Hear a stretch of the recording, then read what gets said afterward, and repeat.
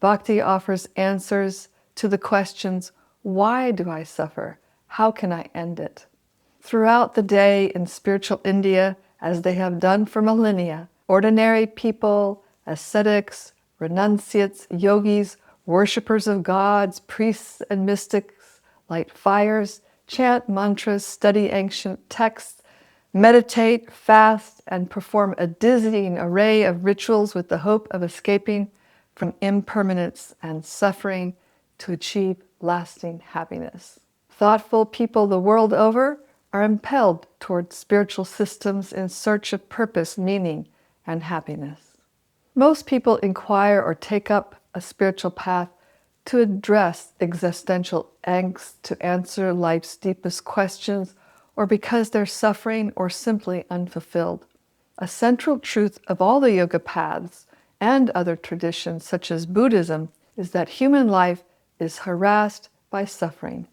Because we're tormented by malaise, anxiety, pain, or other types of suffering, a desire to know how to counteract distress naturally arises, or at least from the perspective, at least in thought systems, we should want release, and we should seek an answer. Our release doesn't automatically come at death, because after death is a rebirth, and then a death, on and on.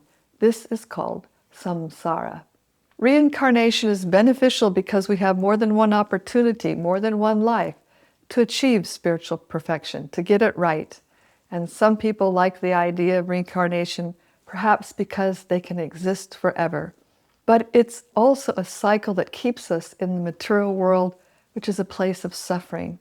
Suffering doesn't refer to just illnesses or loss of loved ones or things, but all the niggly inconveniences and constant obstacles to our desires or great challenges in life.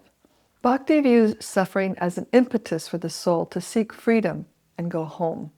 By exiting the cycle of samsara, we move into a spiritual body with a relationship with others and our source.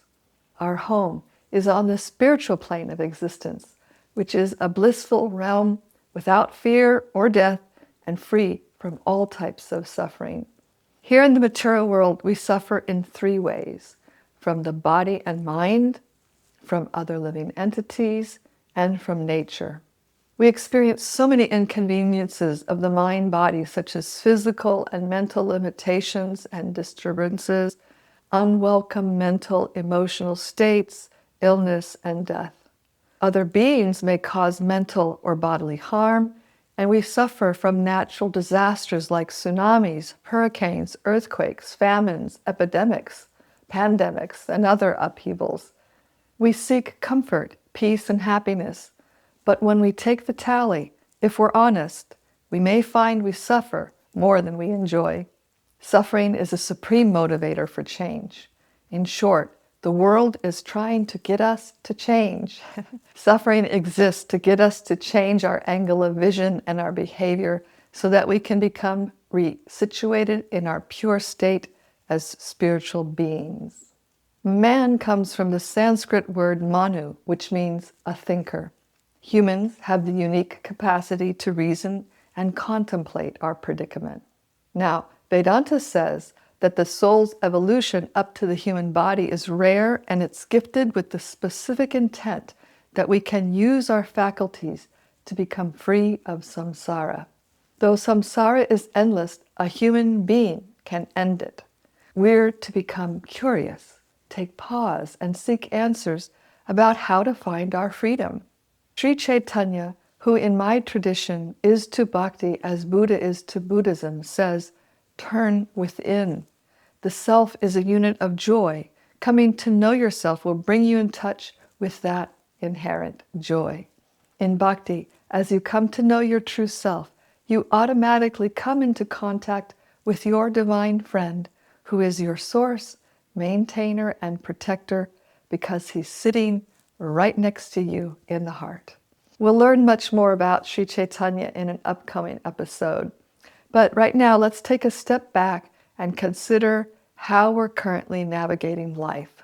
At the moment, we hope happiness will be found in relationships, material activities, or things, or status, wealth, fame, and other desirables, and therefore we dedicate our energy to pursuing happiness there. But have we yet experienced unbounded, enduring happiness? We've experienced happiness and joy, but is it unbounded? Does it last? Consider the definition of happiness as seen through the eyes of a mystic who is experiencing the bliss of the self.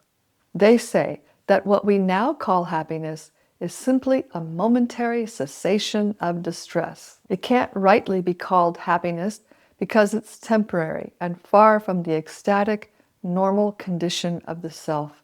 In other words, we don't yet know the joy of the self because we don't yet know the self. First of all, this definition tells us that there is a happiness greater than what we have experienced that awaits us.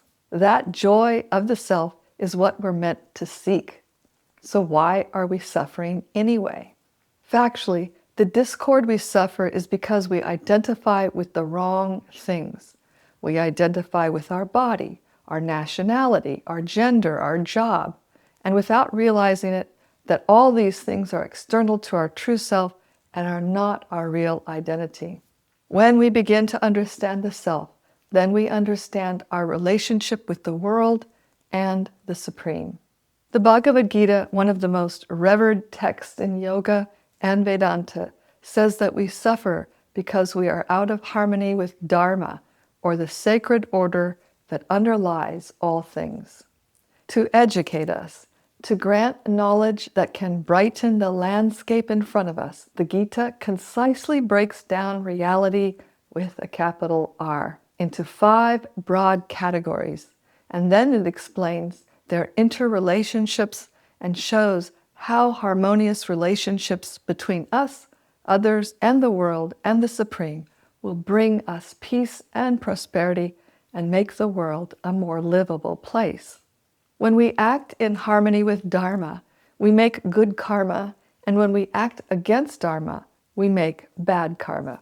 Bhakti has the power to override the cosmic justice system, or karma, end our miseries, and release us from our material conditioning because it puts us into direct contact with the fountainhead of everything. Other yoga systems teach us how to make good karma or how to be liberated from karma through merging into the ground of being.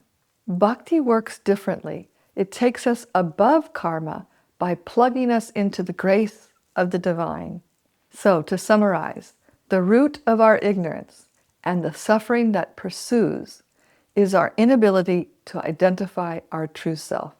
And in order to know ourself, we need to be lifted from the illusion that we are the mind-body.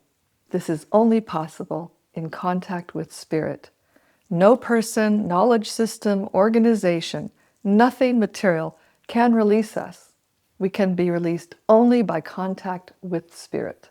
And the Gita tells us that bhakti, or pure love, is entirely spiritual. It's free from all material influences, and by touching the energy of bhakti, spiritual consciousness unfolds. In addition to its supreme power, it's easy and joyfully performed. Bhakti is not just a philosophy. It's not an abstract theory, nor does it require blind faith. It's a lived connection with ourself and our source that transforms how we see ourselves, others, and the world. Bhakti facilitates a living, personal relationship with our divine source. Instead of living just to meet material needs, Bhakti reveals our true purpose, to reconnect with the sweet absolute and serve with love. Every action, whether working, cooking, parenting, studying, or even walking, can be offered as devotion, making life meaningful and purposeful and giving inner fulfillment independent of life's ups and downs. Whether through mantra meditation, mindful eating, or offering your work as service, you can integrate bhakti practices into your life and turn ordinary days into opportunities for divine connection. For instance, eating food spiritualized by being offered expands the heart and consciousness. Work becomes service, and challenges become chances to grow in devotion. Even routine activities gain spiritual significance when done with our divine friend in mind. Bhakti helps transcend struggles by shifting our focus from temporary problems to eternal truths. And a life without deeper purpose often feels like a cycle of waking up, working, eating, and sleeping. But Bhakti transforms this by infusing every moment with spiritual meaning and connection. We're not our temporary struggles, nor are we meant for endless material chasing. We're eternal spiritual beings, meant for exchanges of ecstatic love with our eternal divine friend. Bhakti helps us rediscover this, giving life its highest fulfillment. Thanks for spending this time exploring Bhakti with me. If you enjoyed today's episode, please like, share, and subscribe to enable more seekers to discover Bhakti's universal messages, and that way you can also continue your own journey into the mystical yet practical world of Bhakti. In the next episode, we're going to examine the true self beyond the mind and body. I'd like to leave you with a question to think about. If your happiness didn't depend on circumstances, what would your life look like? And what would you do differently starting today? Please let me know your thoughts, questions, or share your reflections in the comments. I am going to be responding to them there. Until next time, stay inspired and keep exploring. Swastiastu Vishvasya. May there be good fortune throughout the entire universe and for you.